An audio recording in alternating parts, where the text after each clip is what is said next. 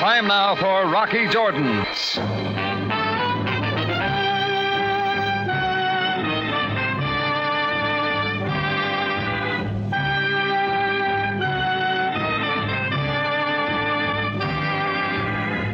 Not far from the Mosque Sultan Hassan in Cairo stands the Cafe Tambourine, run by Rocky Jordan. The Cafe Tambourine, crowded with forgotten men, alive with the babble of many languages. For this is Cairo, where modern adventure and intrigue unfold against the backdrop of antiquity. Rocky Jordan and this week's story, Adventure with Andrea.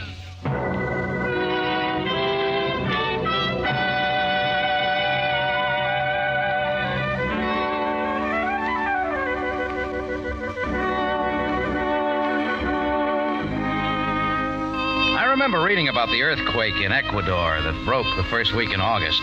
It was a big one. Killed a few thousand people and buried a couple of cities. Yeah, it was big, all right. I even felt the reverberations in Cairo, 8,000 miles away. It started the night I'd left Chris, my bartender, in charge of the Tambourine because I had some business across town. When I got back about 2 and looked in the front door, I saw there was trouble inside. My bartender, Chris, was swinging from the ground at a big guy who was taking it all, then delivering in turn. They moved from the side of the cafe to the center, turning over a table and chair. When the bottles began to break, I figured it was time to put a stop to it. So I moved in, but not before Chris buried his fist in the big guy's stomach and he fell face down on a large suitcase. I guess I'm a little late. Oh, hi, Rock. What happened? I don't know. This guy moved in with his suitcase.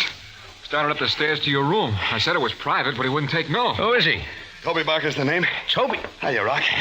Oh, you know him, Rock? Yeah, surely knows me. Port Said, Algiers, Istanbul. Remember, Rock? I remember that when you left Cairo, you took my cash register with you. Yeah? Oh, that, yeah. What are you doing back here? Now, I'll tell you all about it, Rock, but let's go upstairs so I can clean up, huh? Toby wrapped a big paw around the handle of his suitcase, and we went up to my room. He washed up, came back into the bedroom, and flopped on the bed. That's when the conversation started again. It's good to see you again, pal. Been a long time, huh? 3 years, 4 years? Something like that. Miss me? Not much. Yeah. Still sore about me picking up that loose change in your register? $600. It's not the money so much. I just don't like a guy with glue on his fingerprints. Well, Rock, that's why I'm back. To make amends. $600? Okay, $600 it is. I'm a little short right now. Oh, yeah, sure. But here's $200 on account. I'll give you the other $4 in a couple of days. Yes, sir, I'm a new man, Rocky. Turned over that leaf everybody talks about. Hey, see that suitcase there? Can't miss it.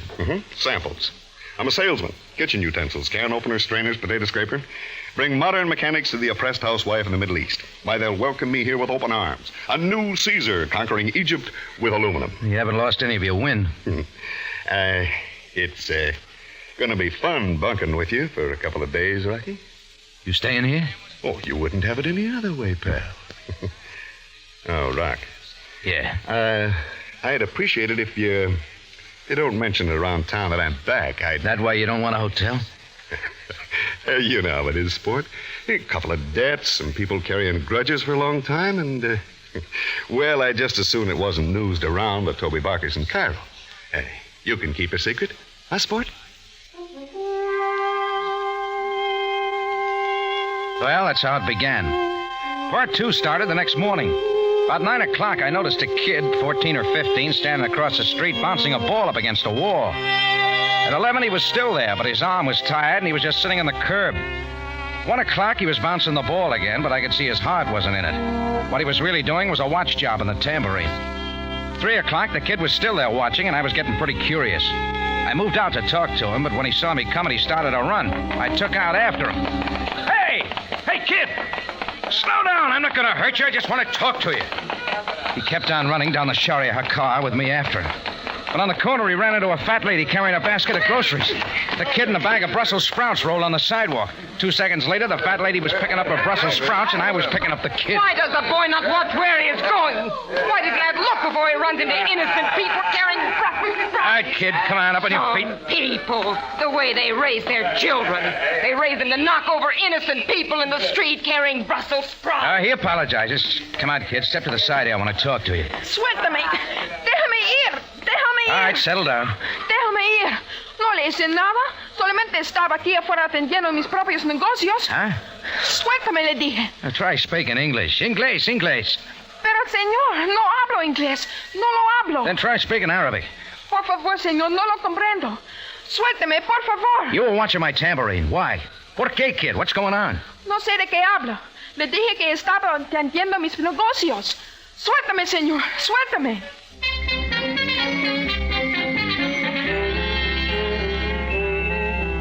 All the kid could speak or would was Spanish. But when someone cases my place for a full day, I could figure something was up, and I wanted to know just what. So I let the kid go, figuring to follow him. He wound me through a couple of streets and ended up at a small hotel called the Dynasty.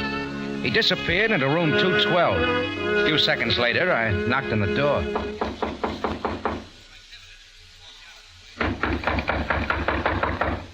Who is there? Who is there? Open the door and you'll find out. Come in, Senor Jordan. We've met? No, senor, but I know of you. It's all right. Come in. Este es el hombre, amado. Yo sé, Kiko. Haga el favor de dejarnos ahora, ¿eh? Bien. My brother, Kiko. He speaks nothing but Spanish. So I see. He has left us alone so we may talk. You know, I'm not sure whether he led me here purposely or I made it myself. It was not his intention to bring you here, but now that you are here, Senor Jordan, it is only right that I answer your questions. Something's going on, lady. Your brother's been staked out of my tambourine all day. It makes my customers nervous. We have no intention to make your customers nervous.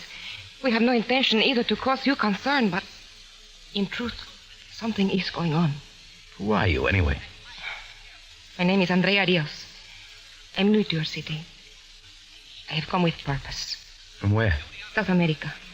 The country of Ecuador, the city of Ambato. Ecuador. There's been a lot about Ecuador in the newspapers. The earthquake. Yes. I left shortly after that. Well, you've come a long way. But what's my tambourine got to do with it? Only that under its roof resides a strange man. What? Your guest, Toby Barker. Oh. I ask you, Senor Jordan, I ask you to send that man away. Why? He will bring you trouble. What kind of trouble? What does that matter? Trouble of a kind you will not like. I ask you, please, Senor, send him away. Send him out of your building. You always carry a gun? What? That bulge in your purse isn't a bottle of cologne. I ask you, Senor Jordan, once again. Send that man out from under your roof. Be wise and do as I say. There is something between the two of us that can wait no longer. Something between the two of us that soon must explode.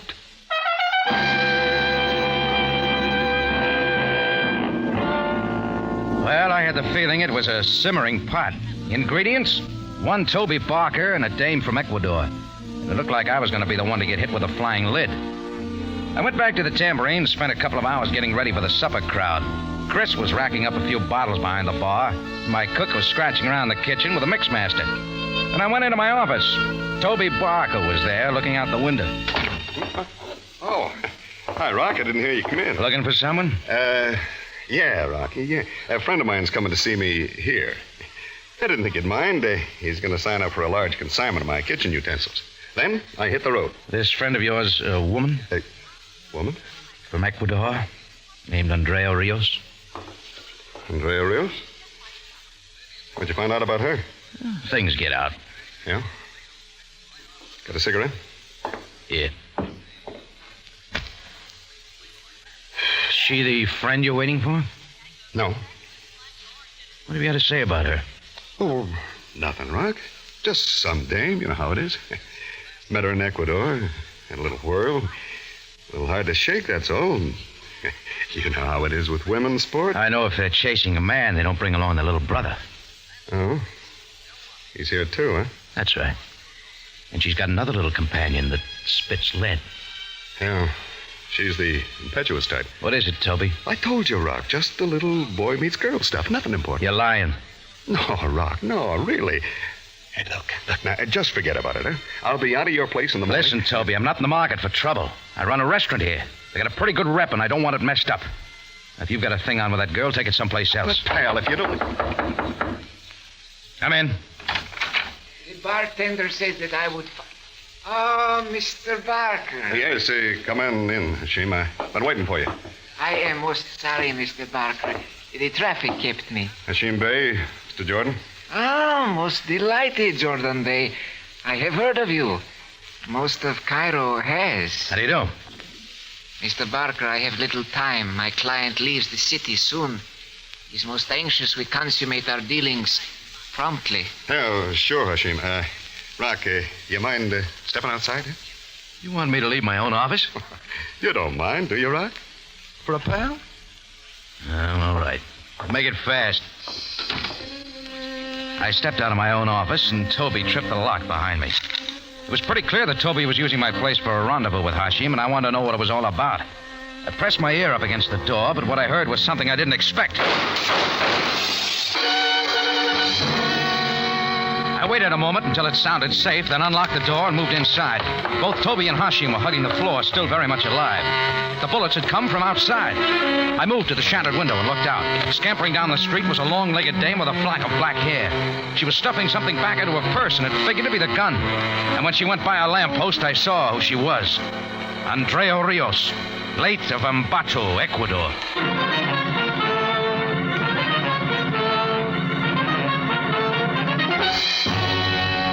Tonight's adventure with Rocky Jordan.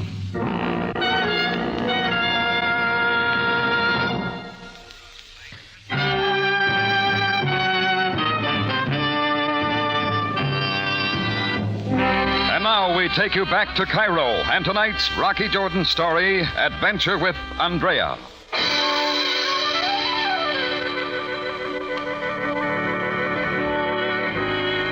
Well, I watched Andrea around a corner, and when I turned back from the window, Hashim Bey had already picked himself up and was scampering out of my place. And Toby Barker was dusting off his suit, quite relieved that the bullets landed in my wall. I decided I wanted more words with a South American bombshell who was turning my office into a skeet shoot. I caught up with her back at her hotel room, and I don't think I was too gentle as I snatched her purse away from her and opened it. What are you doing? I'm a gun collector, lady, and I want yours. Take it. I've got it. Uh-huh. 3 bullets fired, and they're all on my wall. I missed. I'm a little touchy about guns going off in my place. I told you, get that man out from under your roof. Maybe I don't want to. Maybe he's a friend of mine. I don't like being told what to do with my friends. What are you screaming about? I missed. Listen, Miss Ecuador, maybe you don't understand. We got laws in Cairo. Assault with a deadly weapon, intent to kill. And we got jails, too, and they got plenty of room. Do not just stand there. Call the police. Maybe I will. Oh, call them. What do I care? All right. Go ahead. What are you waiting for? Get me Captain Sam Sabaya, Cairo Police. Call them. What does it matter now? I missed.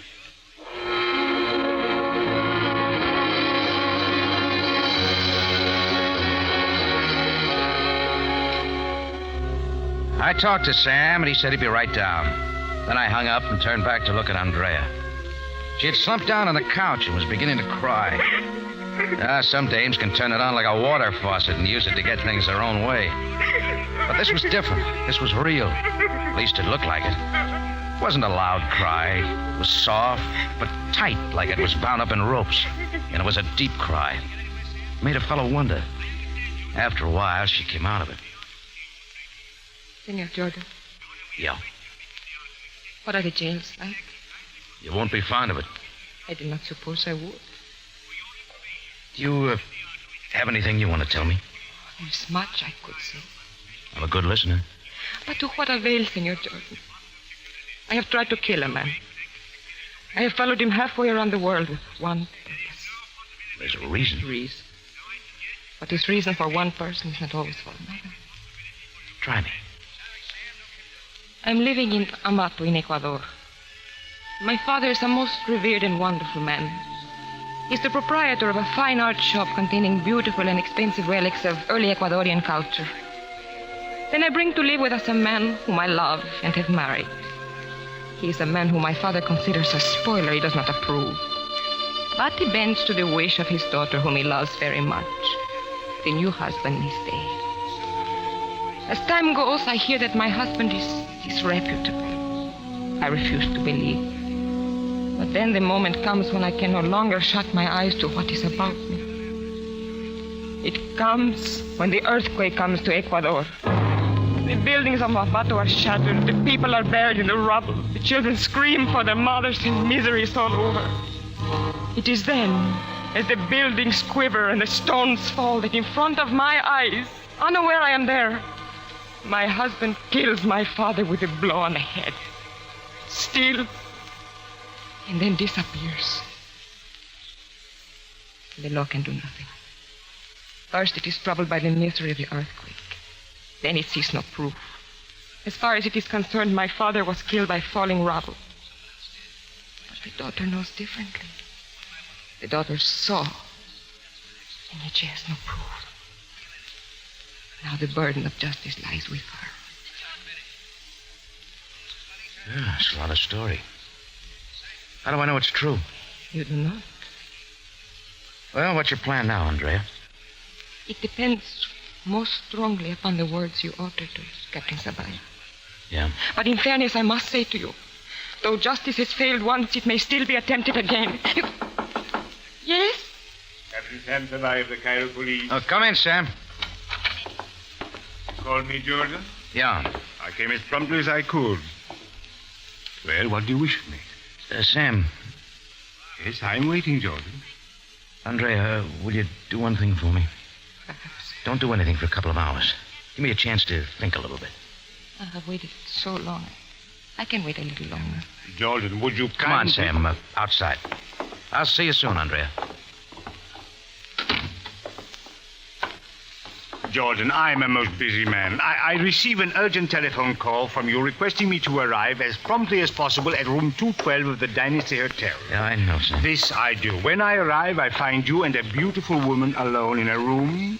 The atmosphere most dense. I know, Sam. I see that you are disturbed, that the lady has been crying, that a gun lies on the bed. And when I ask of you the trouble, you tell me nothing. I'm sorry, Sam. Later, I'll tell you all. Jordan. Huh? Beware that you are not carrying too much upon your shoulders. Beware that you are not making decisions which are beyond your province. Yes, Sam. I'll watch it.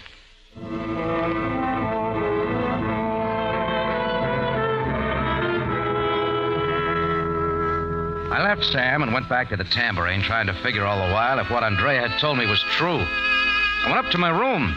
Toby wasn't there, but Chris was. Oh, hi, Rock. Just picking up a few of Toby's empty bottles. Hey, what's the matter? You look like you've been through an egg beater. Where's Toby? He left a few minutes ago. He had a phone call. Said he'd be back soon. Ah. What are you looking for? Your suitcase. Did he take it with him? No, it's over there behind the couch. I'll take a look inside. He said there's nothing in it but his samples. Kitchen equipment. Yeah, let's find out, huh? Now, that's kitchen stuff, Rocky. Orange squeezer, knives. Let's look at the bottom layer. What is it, Rocky? Looks sort of odd, doesn't it? It's filigree. Gold, silver, or platinum. They're Ecuadorian ornaments of some sort and pretty expensive. I don't get it, Rock. What's it mean? It means part of her story's true, anyway. Whose story? I'll tell you about it later, Chris. Look, Toby will be back pretty soon to sell this stuff to Hashim. You'll have to do something for me. I want to see a lady from Ecuador.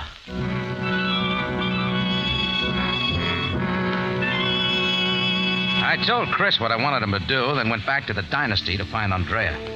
The desk clerk said she'd gone across the street to get a sandwich. I found her munching on some deviled egg and sipping black coffee. You came back sooner than I expected. I got an answer sooner than I expected. What do you mean?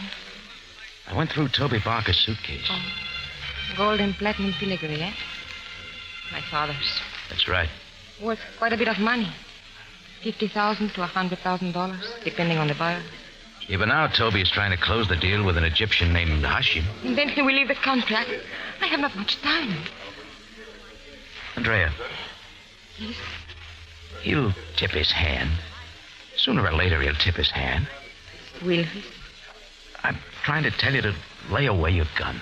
I know, Rocky. He's not worth it, Andrea. If he did what you said he did, he's still not worth your killing. You do not have to go on. My mind is made up. It has worked within me for so long that there is nothing for me to do but to kill him. Andrea. He is an evil man the law cannot touch. He killed my father. And that death is laid at my feet. Rocky, I have no other course but to do what I have planned. She sprung up out of the chair, pulled away from me, and moved out of the place fast. In a minute, she was lost in the crowd on the boulevard. And I found myself wanting to keep her from killing more than anything else. Well, it takes two to make a killing. The one with the intent and the victim. If one couldn't be stopped, maybe the pigeon could be removed. I figured I could beat her back to the tambourine, so I called a cab, told him to step on it. A little while later, he dropped me off just in time to see Hashim Bey scurry out of my place with Barker's sample case in his hand. He was moving toward a black sedan on the corner, I suppose to his waiting client. But I was interested in Toby Barker. I found him in the kitchen, a roll of bills in his hand. Oh, hiya, Rock. We're just going to leave this for you. The rest of the $600 I owe you. Old Hashim and I closed the deal. I turned over my kitchen utensils to him, and he turned over his cash to me. You better start moving, Toby. Huh? I said you better start moving. I'm going. What's the big hurry? Did Hashim open the suitcase before he took it? No, there wasn't much time. He had someone wait. What? You'd better move. For more reasons than one, pal. You're turning into a rabbit in a greyhound race. What are you talking about? Andrea's on her way over here, and she's got a new clip for a gun. Oh? Well, thanks, Rock. Thanks, pal, for warning me. I'm not thinking about you. Well, then I don't want her to kill you, that's why. I don't think you're worth it. You don't want her to... Oh, no. Oh, well, there's one for you. That's rich, pal. The rock going soft for my wife. The back door, Toby. Use it. Sure, Rock. I'm going. Oh, hey, wait. What about your money? Forget it. I don't like the way you got it. Your debt's canceled. Suit yourself. Go on now, make it fast. There's a plane for Athens in 30 minutes. So long, soft touch. I'll use your 400 to have... At the shot, Toby grabbed his stomach, and that's when the rest of them came. He toppled over in his face, and by the time he hit the ground, he was dead. I looked up the alley to see where the shots had come from. All I saw was a figure standing there with a gun in her hand. Andrea Rios. And it looked just like it was mission accomplished.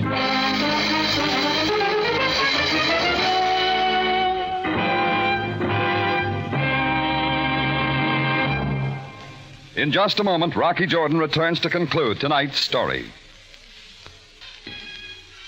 Back now to Rocky Jordan.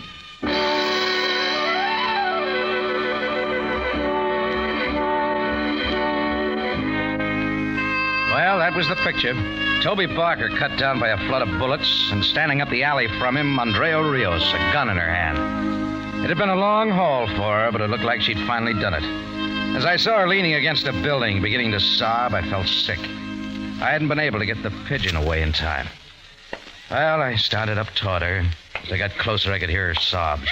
They cut into me like knives, and I began to feel sorry for everybody who got into something they had no way out of. Andrea. I heard him groan. I saw him grab his stomach. Come on now, get hold of yourself. He fell forward on his face. Andrea. Did I do it, Rocky? Did I finally do it? Give me the gun. And now that it is done, am I more happy? Andrea, listen to me. This gun hasn't been fired. All the bullets are still in the clip. You didn't kill him, Andrea. Indeed, she did not, George. Sam. Since I answered your telephone request at the Dynasty Hotel, I've been keeping a close watch on you. I don't get it.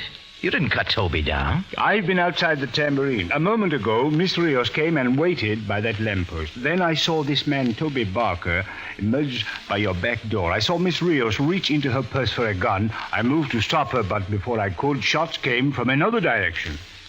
Mr. Barker was killed by a man named Hashim Bey. Hashim Bey? Sergeant Greco and I have apprehended him. Even now, he is in the police car. He has said that he killed Barker because Barker had double-crossed him. Oh, Jordan, this suitcase. You recognize it? Sure, that's Toby Barker's sample case. It originally had the gold and platinum filigree in it. Originally, yes. That is what Hashim paid for, but what he got was... Well, observe. I shall open the suitcase. You see? The original contents, the filigree, had been removed. And it had been replaced truly with kitchen utensils. And all of them are stamped with the mark of the Café Tambourine. Jordan, would you please explain to me when you pull the switch?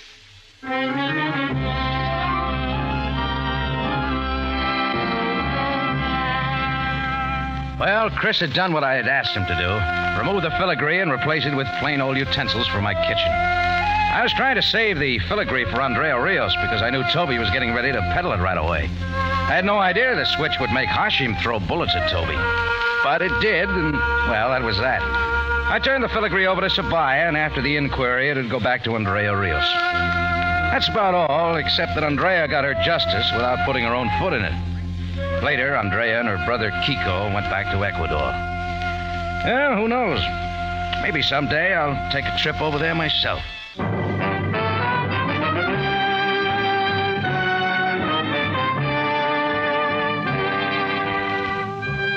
Rocky Jordan, written by Larry Roman and Gomer Cool, stars Jack Moyles in the title role with Jay Novello as Sam Sabaya, and is produced and directed by Cliff Howell, with original music composed and conducted by Richard Arant. Larry Thor speaking. Rocky Jordan is presented over CBS, the Columbia Broadcasting System.